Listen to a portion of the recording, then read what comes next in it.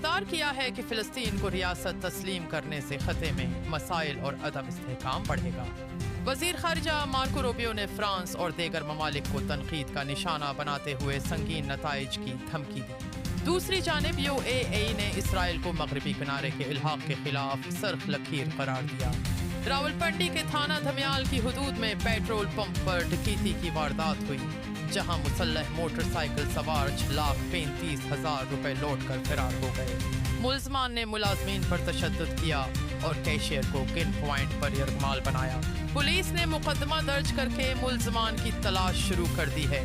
بلوچستان میں عید میلاد النبی اور یوم دفاع کے موقع پر آج شام 6 بجے سے کل رات 9 بجے تک موبائل انٹرنیٹ سروسز معطل رہیں گی۔ یہ پابندی صرف موبائل ڈیٹا پر ہوگی۔ براڈ بینڈ اور وائی فائی معمول کے مطابق چلیں گے۔ حکام کے مطابق اقدام سیکورٹی خدشات کے پیش نظر اٹھایا گیا ہے۔ راولپنڈی میں میڈیا ٹاک کے دوران 2 خواتین نے علیمہ خان پر انڈا پھینک دیا۔ پولیس نے دونوں خواتین کو گرفتار کر لیا اور اڈیالہ چوکی منتقل کر دیا۔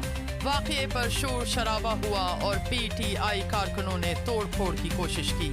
وفاقی وزیر ریلوے حنیف عباسی نے وارننگ دی ہے کہ بغیر ٹکٹ سفر کرنے والے اور کرانے والے دونوں جیل جائیں گے۔ انہوں نے بتایا کہ ریلوے زمین واگزار کرائی جا رہی ہے اور متعدد ٹرینیں آؤٹ سورس کی جا رہی ہیں۔ ان کا کہنا تھا کہ اسٹیشنز پر صفائی، وائی فائی اور سی آئی پی لاونج جیسی سہولیات بھی فراہم کی جائیں گی، جسے 10 ستمبر کے دوران پنجاب، سندھ، بلوچستان، خیبر پختونخوا اور کشمیر میں شدید بارشوں کی پیشگوئی ہے۔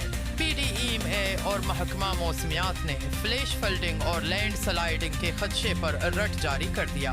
لاہور، راولپنڈی، گوجرانوالا، سکھر، حیدرآباد، تھرپارکر سمیت کئی شہروں میں موسلادھار بارشیں متوقع ہیں۔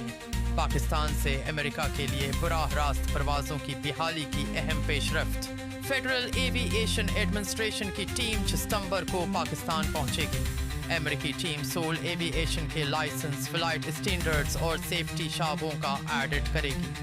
پی آئی اے سمیت پاکستانی ایئر لائنز کو امریکہ کے لیے براہ راست پروازوں کی بحالی کی امید ہے۔ امریکہ میں پاکستانی شہری محمد زاہد چوہدری عالمی فراڈ اور جعلی دستاویزات پر گرفتار ہو گیا۔ ڈی ایچ ایس کے مطابق اس نے 9 آسٹریلیا اور امریکہ میں جرائم چھپائے اور لاکھوں ڈالر فراڈ سے حاصل کیے۔ حکام نے اسے پیشہ ور فراڈی قرار دے کر ملک بدری کی کارروائی شروع کر دی۔